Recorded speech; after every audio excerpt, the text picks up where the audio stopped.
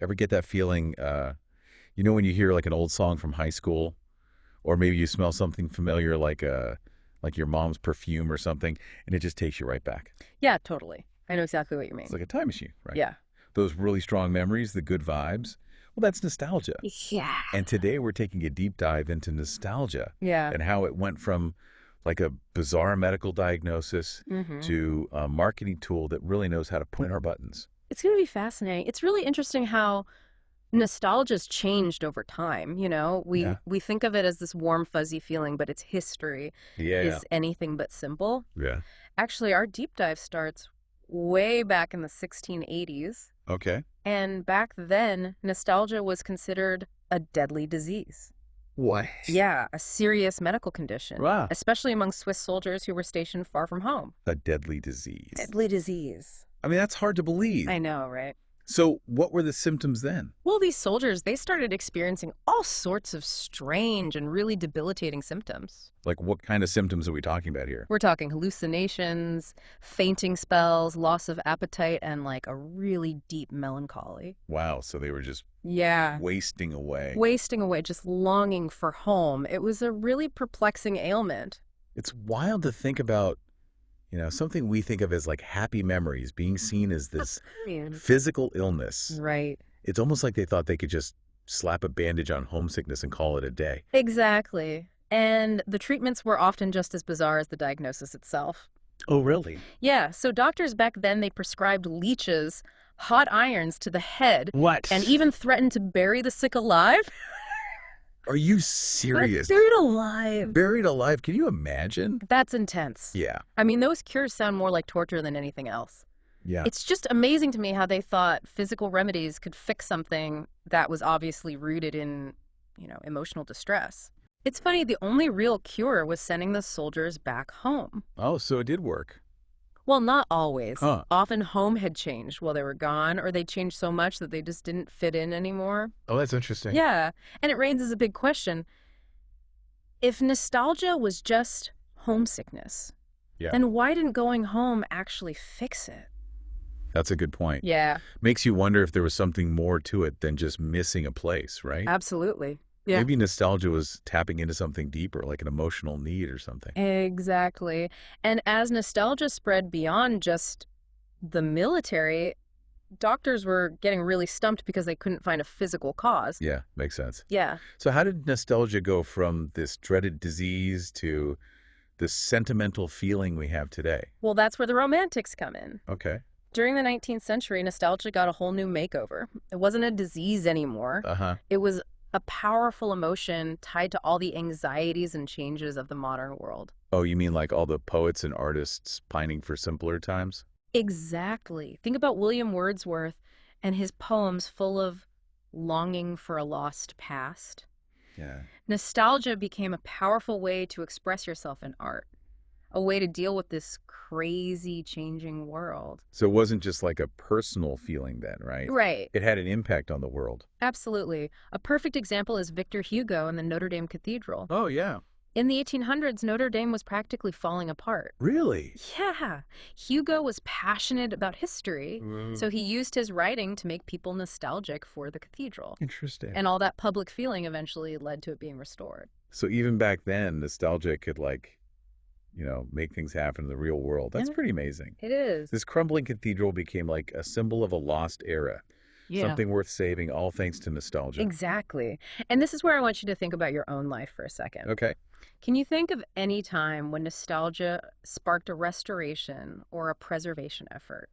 Maybe an old theater, a park you love, or even a family tradition? That's a good point. Yeah. It's fascinating how nostalgia can go beyond just personal feelings and actually shape the world around us. It really is. But things took a really interesting turn in the 20th century, right? They did. Nostalgia got commercialized. It sure did. By the mid-20th century, psychologists started studying nostalgia. Okay. They realized it was a real emotion, and marketers, being marketers, they were all over it. Makes sense. Marketers always want to understand how we tick, right?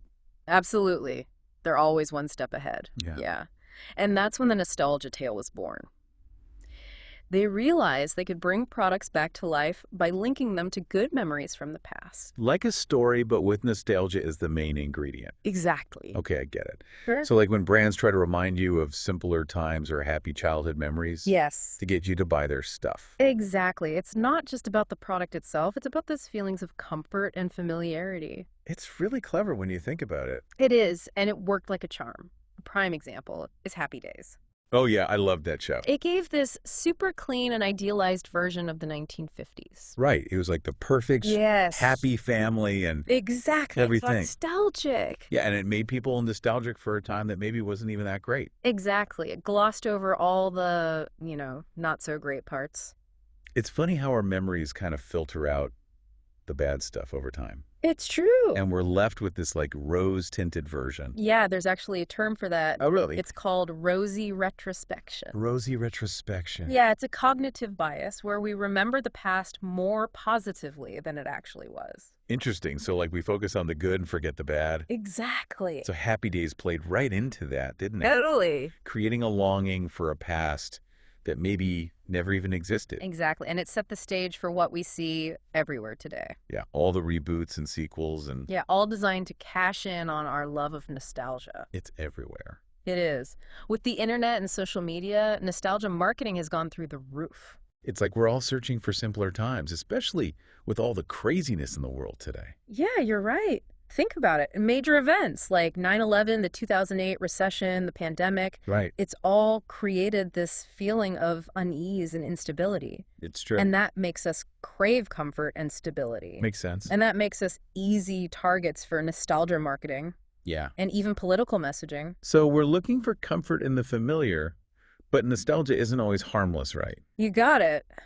There's a darker side to it, too. Like what do you mean? Nostalgia can be a source of comfort, sure, Mhm. but it can also be used to manipulate and distort our perceptions, Especially when it comes to things like politics. especially in politics. A Mm. perfect example is the 2016 U.S. presidential election. Okay. Remember the slogan, Make America Great Again? Of course. Pure nostalgia. Right. It promised a return to a better time. It was incredibly effective. It was. It presented a very selective and often romanticized view of history. So it wasn't really about actual policies.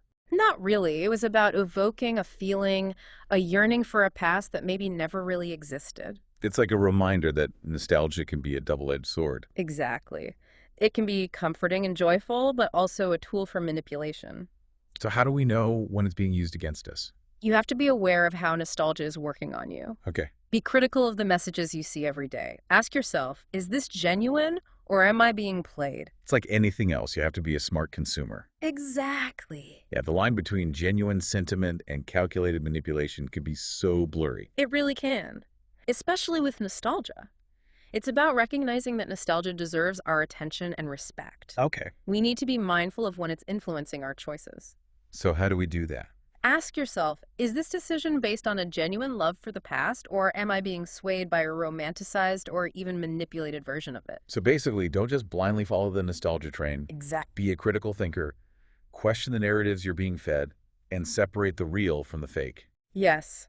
And remember, the past, while full of precious memories, wasn't always perfect. Right. We can't just pretend the bad stuff didn't happen. Exactly. Yeah. We need to acknowledge the complexities of the past, the good and the bad. It's about learning from the past, not living in it. That's it. Revisiting the past can be fun and comforting, but we have to live in the present Right. and make choices for the future. It's all about balance. It is. And recognizing that nostalgia has power is a good first step. This whole discussion has made me realize how personal nostalgia is. It is very personal. What might trigger one person might be nothing to someone else. Absolutely. There's no one-size-fits-all nostalgia. Right. It's shaped by our individual experiences, memories, and values. So what really matters, though? What matters is that we recognize its power and use it consciously. You know, listening to all of this, I've been thinking about my own nostalgia triggers. Oh, yeah. For me, it's the smell of freshly cut grass. Interesting. It just takes me straight back to being a kid, Oh. summers playing baseball with my friends in the park. Yeah. It didn't matter if things weren't perfect back then. The memory just brings up this feeling of pure joy. That's what's so interesting about nostalgia, isn't it? It can give you this deep sense of comfort and connection, Yeah. even if it's twisting reality a bit. It's like we're making our own highlight reels. Yeah. Focusing on the good stuff and leaving out the bad. Exactly. And that selective memory can be good and bad, I guess. Right. On one hand, it helps us deal with tough times, gives us hope. Yeah. But on the other hand, it might stop us from living in the present or planning realistically for the future. So how do we use nostalgia in a good way without letting it, like, cloud our judgment? I think it comes down to being mindful and intentional. Nostalgia can be a great source of comfort and inspiration, Yeah. but you gotta be aware of the traps. Ask yourself, is this nostalgia helping me or is it controlling me? That's a good question. It's about taking charge of our relationship with the past. Exactly. You have the power to choose how you deal with your past. You can use it to learn, grow, connect with yourself, Mm. or you can let it hold you back. So it's like enjoying those nostalgic moments, Yeah. feeling the good vibes they bring, but also knowing they're just part of a bigger picture, right? You nailed it. Nostalgia can be a powerful tool for understanding yourself, but it shouldn't define you or hold you back. This has been an amazing deep dive. We've gone from 17th century Europe to 21st century marketing, all to figure out this crazy emotion. It's been quite a journey. Mm. And I think the biggest takeaway is that nostalgia is way more than just a feeling. Yeah. It shapes our culture, our choices, even who we are. So as we wrap up today, I want to leave you with a question. Think about the role of nostalgia in your own life. Okay. How does it affect your choices, your view of the world, even your sense of self? Are you using it consciously, or is it messing with your perceptions without you even knowing? That's a really thought-provoking question. And if you enjoyed today's deep dive, make sure to subscribe to the deep dive for more fascinating explorations of the things that shape our lives. Until next time.